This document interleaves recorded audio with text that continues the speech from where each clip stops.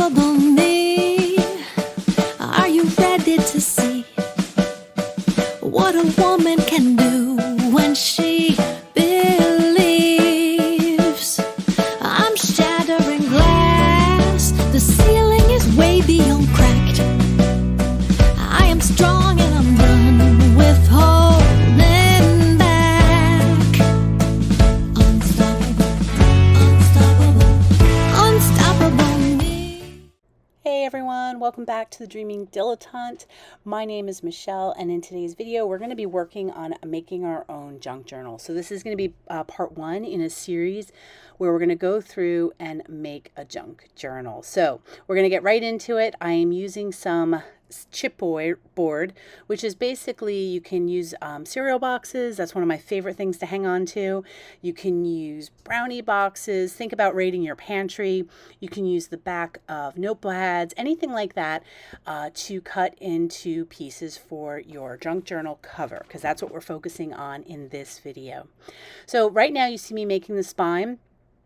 You can make your journals any kind of size that you want. I'm making a 6x9, and the reason I like to make them 6x9 is because then I can take a regular letter size piece of paper and fold it in half for my signatures, and I don't have to do any trimming or have any waste with the paper. So that's why I like to make mine a 6x9 size. So my spine is about 2 inches wide, and then the height of my cover, which in my case is 9 inches. But again, you can make yours any shape or size that you want. So what you see me doing here is I'm using some Aleene's tacky glue. You can use any glue you have to hand. You can use PVA glue, double-sided tape, a permanent glue stick. They'll all work. And I'm just doubling up the cover because I just want it to have a little more structure. And now I'm making the back side.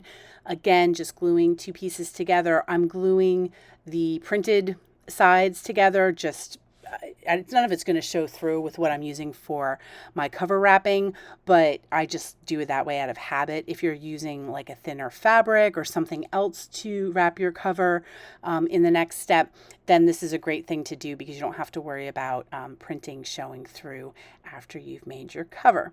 So once you have those 2 pieces glued together, you're going to want to use some sort of tape. Now I'm going to be using in this video some bookmaking tape, but you don't have to use that. And in fact, I hardly ever use it. And the only reason I'm using it in this video is because I still have it and I have quite a bit of it left and I just wanted to use it up. I tend to use masking tape. It's one of my favorite things to use in this process. So you can use that if you want. If that's what you have to hand, it'll work fine.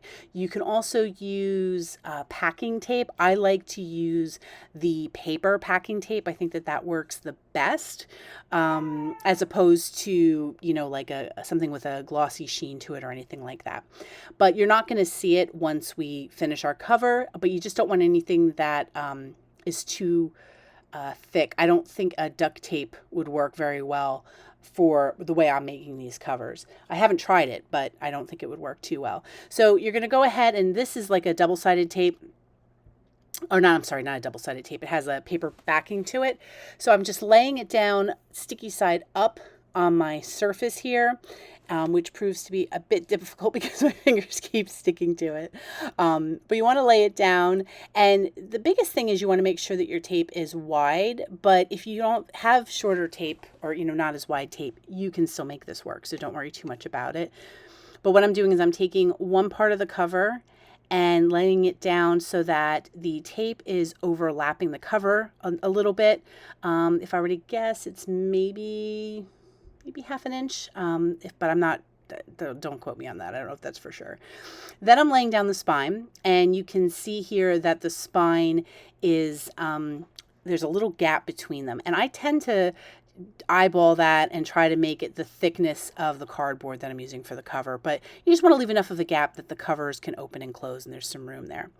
Then I'm going to take another piece, and this is going to attach the back cover to the spine, or the front cover. It doesn't really matter at this point.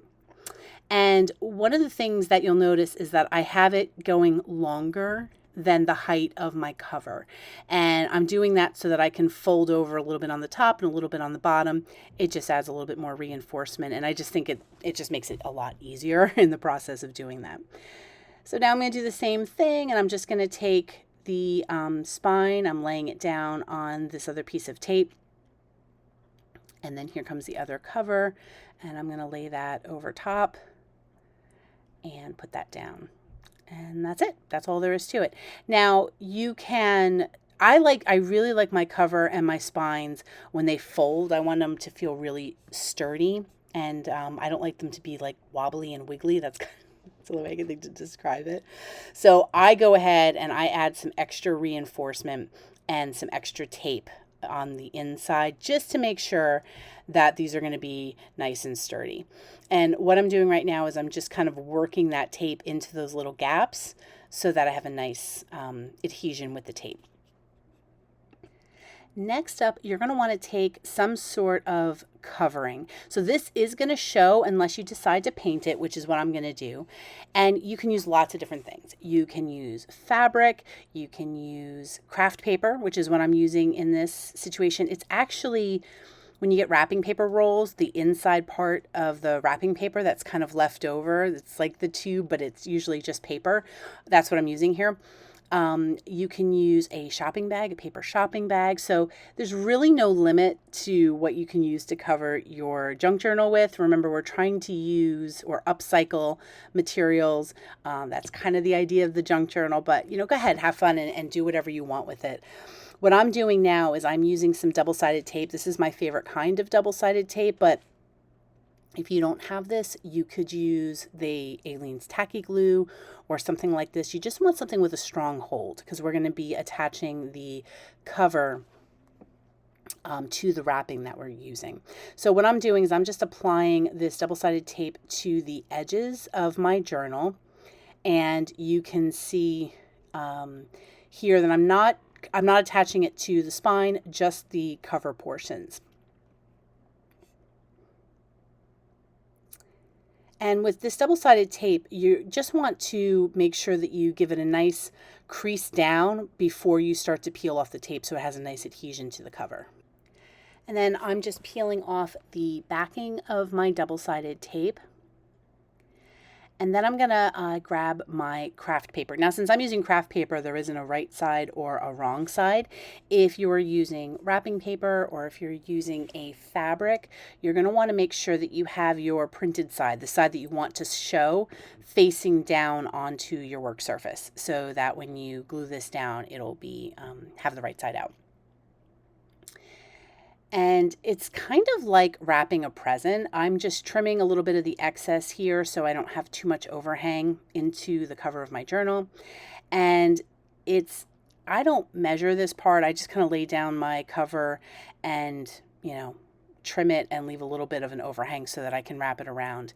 You can, be a little more precise if you want to, but it's pretty forgiving. And the nice thing about using upcycled materials is the fact that, if you mess it up, you can use some more. You don't feel like you're wasting material in the same way. And if you notice there, I cut a little slant there, a little triangle out of the corners, and that's going to allow you to get a really nice corner when you fold in all these sides. The only thing you want to be cognizant of is you don't want to cut too close to the corner because then you're going to end up having like a big hole and you're going to have your little cardboard sticking out on the corners there. But even if you do that, you can always cover it with book corners. They sell the metal book corners, so there is a way to fix that if that should happen. But if you see here, I'm showing you how I got a little close there, and that's going to stick out. But I'm able, because I have a little excess here, I think I just kind of shifted around, and you want to make sure you're leaving something like that. That's the goal. And then I fold in the sides first, or it doesn't really matter, but you just want to do both left and right side, and then you want to do both top and bottom so that you get it just makes the finish a little bit nicer. And what I'm doing here is I'm just taking, I have a little bit of an excess here, so I just want to make sure that that's sticking down really nice and well. Now, once you've put down all of the covers, I'm just using a tool here. You can use your bone folder, whatever you have handy. And I'm just going through and giving a little crisp edge here, just pressing it down. This is optional. It's just, one, it's kind of satisfying to do. But it also just gives your cover, it sticks everything down nicely, and it just gives everything a nice crisp finish. You don't want to go, depending on the material you're using, you may want to skip this entirely or just use your fingers. So if you're using like a thinner wrapping paper, you wouldn't want to be too rough on this. Now, my cover, if you can see, it's a little bit, I call them wobbly, which I've said a couple of times. So I like to go ahead and add some extra tape just to sort of tighten everything up. So first I'm going to go in and I'm going to use my bone folder just to kind of get those creases nice. And then I'm going to take some of my bookbinding tape. If you're using masking tape, then you can use some more of that. I'm cutting it just in short, a little bit shorter at the top and the bottom. I know you can't see the bottom in this frame, but I'm cutting it just a little bit shorter than the height of my book. And I'm going to apply that so it overlaps the one cover and the spine, and then I'm going to do it again on the other side. And you can do this a couple different times just so that you get it just helps stiffen up the spine and the cover. It's not necessary at all. It's just something that I personally like to do because I like my covers to feel like they're really sturdy.